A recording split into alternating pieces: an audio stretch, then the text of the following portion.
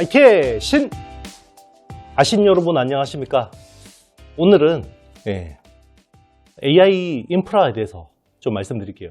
AI 인프라 그러면 아마존 웹 서비스, 마이크로소프트 애저 이런 거 많이 생각하시는데요.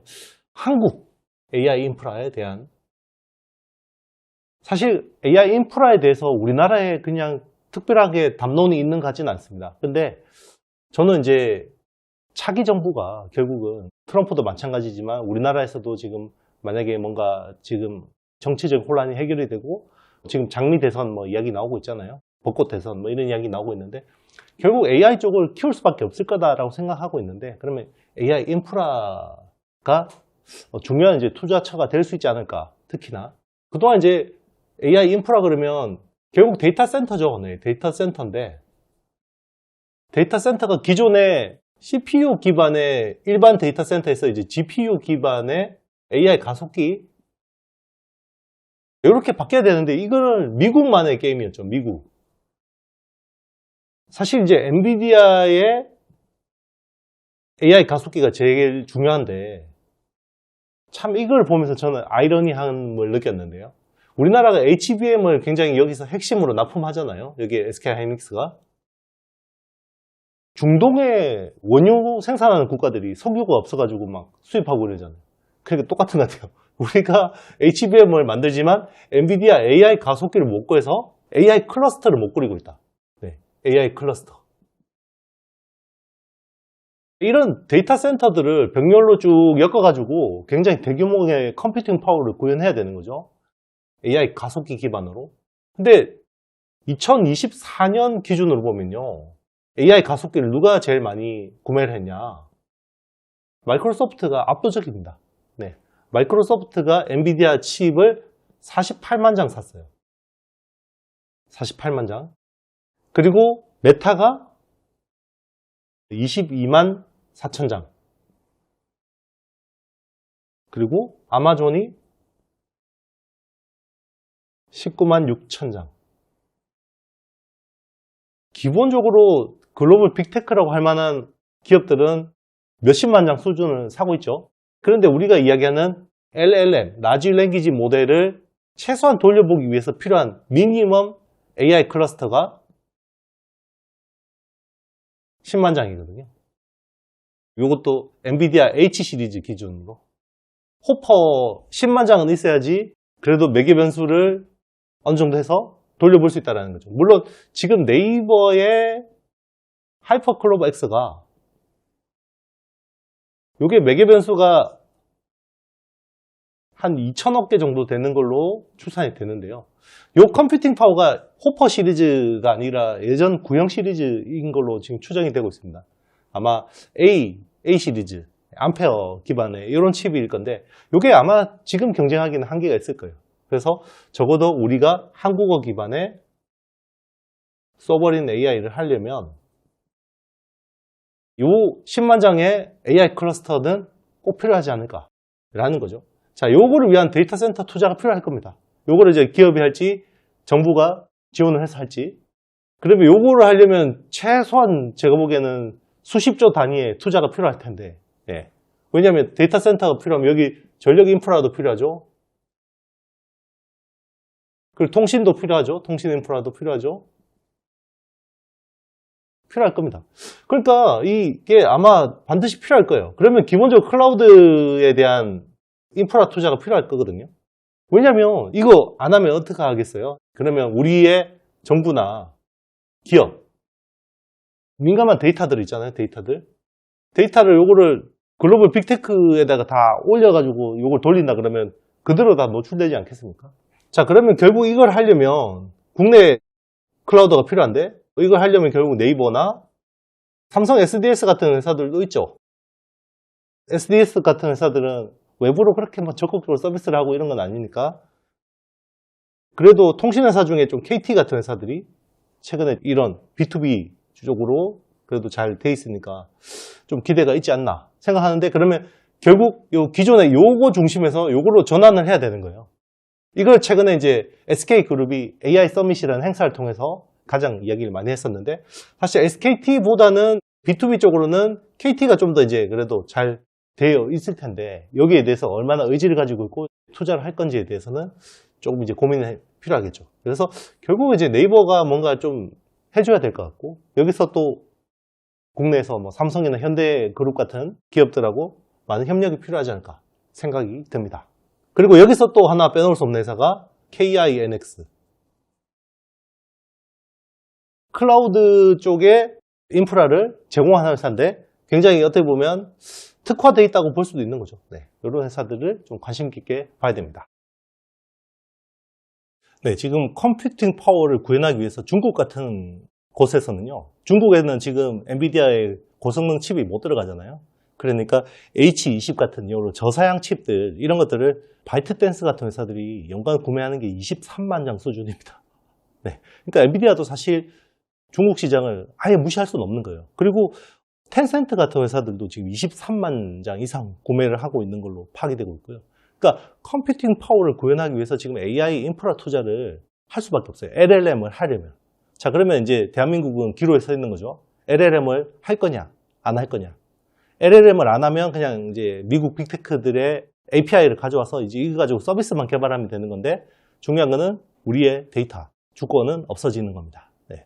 이거를 과연 자기 정부에서 어떻게 생각할 건지가 되게 중요할 것 같은데요. 그래서 오늘은 KINX 한번 분석해 보도록 하겠습니다. KINX는 심플하죠. 클라우드 서비스 제공해 줍니다. 인터넷 데이터 센터를 통해서. 그리고 마이크로소프트 OS 같은 것들이 유통하는 서비스도 있고요. 그리고 이제 클라우드도 있고, 그리고 인터넷 익스체인지. 네. 해외에서 뭐 접속이나 이런 것들, 해외 사이트 접속하고 그러려면 이게 속도가 느리잖아요. 아무래도 광통신이라는 게 미국 대륙하고 우리나라에서 요게 한 2, 3초 정도의 갭이 있거든요. 이제 이런 것들을 많이 줄여주는 게 필요하죠. 네, 이런 것들을 하는 회사라고 보시면 되는데, 지금은 이제 IDC 쪽이 제일 중요한 사업이라고 보시면 되고요. 요거는 24년 아직 확정치는 안 나왔지만 추정치하고 이제 2025년 전망치 정도를 가지고 보면요, 작년이 765억 정도를 달성한 걸로 예상이 되고 있고, 그리고 올해는 940억, 그리고 유통 쪽은 작년에 260억, 올해는 한 275억, 그리고 클라우드가 이제 작년에 한 205억, 그리고 올해는 290억. 딱 두드러지죠. 네, IDC하고 클라우드가 두드러지고, 그리고 IX, 인터넷 익스체인지 같은 경우 작년도 100억, 올해도 한 100억 정도로 보고 있습니다. 이 회사 아시는 분들은 아시겠지만 과천 데이터 센터가 제일 중요합니다. 요거를 신규로 꾸렸거든요. 작년에 이제 신규로 꾸렸는데, 사실 데이터 센터라는 게 부동산 개발하고 거의 비슷합니다. 과천이라는 이 비싼 땅에다가 일반 건물도 아니고 굉장히 특수한 데이터 센터라는 건물을 지어야 되는 거죠. 네, 지어서 이거를 기업들한테 임대를 해주는 겁니다. 네, 그래서 그 임대료를 받는 거죠. 그래서 뭐 심플합니다. 여기서 임대료가 그럼 얼마나 나오냐? 풀 캐파로 하면 한 400억이 정도가 추가가 될 수 있습니다. 근데 뭐 다 짓자마자 바로 분양이 다 되지는 않겠죠. 네. 그래서 이게 지연이 되면서, 과천 데이터 센터가 지연이 되면서 작년 실적에 과천 데이터 센터 실적이 좀 이렇게 빨리 포함되지 못했는데, 올해는 보수적으로 봐도 한 140억 정도는 추가가 될 수 있을 것 같습니다. 근데 매출이 이 정도 느는데 비용은 사실 그렇게 크게 많이 늘지는 않습니다. 그래서 굉장히 마진율이 좋아질 수 있는 여지가 있다고 볼 수 있는 거고요. 그래서 아직까지 지금 확정 실적은 3분기까지 나왔는데 3분기가 매출 347억, 그리고 영업이익은 57억을 기록했고요. 그리고 4분기는 이제 조만간에 실적이 발표가 될 텐데요. 매출이 한 370억, 그리고 영업이익은 40억 정도를 추정하고 있습니다. 아무래도 연말이다 보니까 일회성 비용들이 나올 것 같고요. 네, 매출은 3분기보다 오히려 더 잘 나올 수 있습니다. 작년 실적은요, 매출이 1335억 정도, 그리고 영업이익은 한 220억 정도를 추정하고 있고요. 현재 시총은요, 오늘 날짜 12월 30일 마지막 날 찍고 있는데 3,730억 시총을 기록하고 있고, 25년 올해 전망치는 매출 1,600억, 영업이익은 240억 정도를 기대하고 있습니다. 추가 상향 여지가 있습니다. 과천 데이터 센터의 실적에 따라서 아무래도 좀 달라질 수 있습니다. 여러분, 우리 항상 뭔가 어떤 기업이든 국가든 뭔가 레벨업을 하려면 승부수가 필요하죠. 그 승부수라는 건 결국 막대한 투자고요. 그 막대한 투자를 하기 위해서 정부는 유치산업이라는 정책을 펼칩니다. 아무래도 좀 해외는 좀 막아주고 국내 기업들 좀 키워주고 이런 것들이 있는데, 그렇죠. 사실 우리나라가 정말 이 최빈국에서 지금 국민 총소득 36,000불, 37,000불 이 수준의 선진국이 되기 위해서는 산업 고도화가 필요했을 거고, 그 산업 고도화를 위해서는 유치 산업이 필요했습니다. 지금은 이제 선진국 중에서 경쟁이 치열해지고 있죠. AI 때문에. AI 혁명이니까.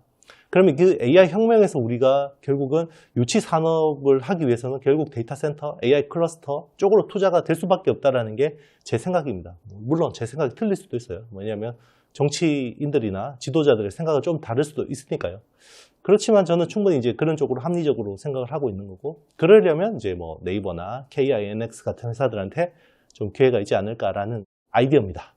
이거는 제 생각일 뿐이고요. 100% 맞다라고 장담할 수도 없습니다.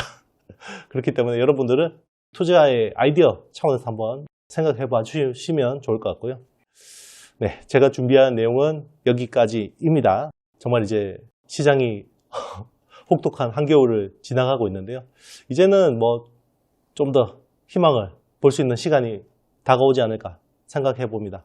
트럼프 대통령 취임이 1월 20일이거든요. 그때쯤에서 사실 큰 변동성이 나올 수 있는데, 지금은 우리가 이제 그런 것들도 잘 생각해야 될 것 같고요. 그리고 환율도 사실 지금 시장이 녹록지 않으니까 조심조심하는 행보 하면서, 그래도 좀 너무 또 위축되면 또 오는 턴어라운드의 기회를 잡을 수도 없으니까요. 자, 이런 것들 잘 녹여내는 굉장히 난이도 높은 시장이 아닐까 생각을 해봅니다.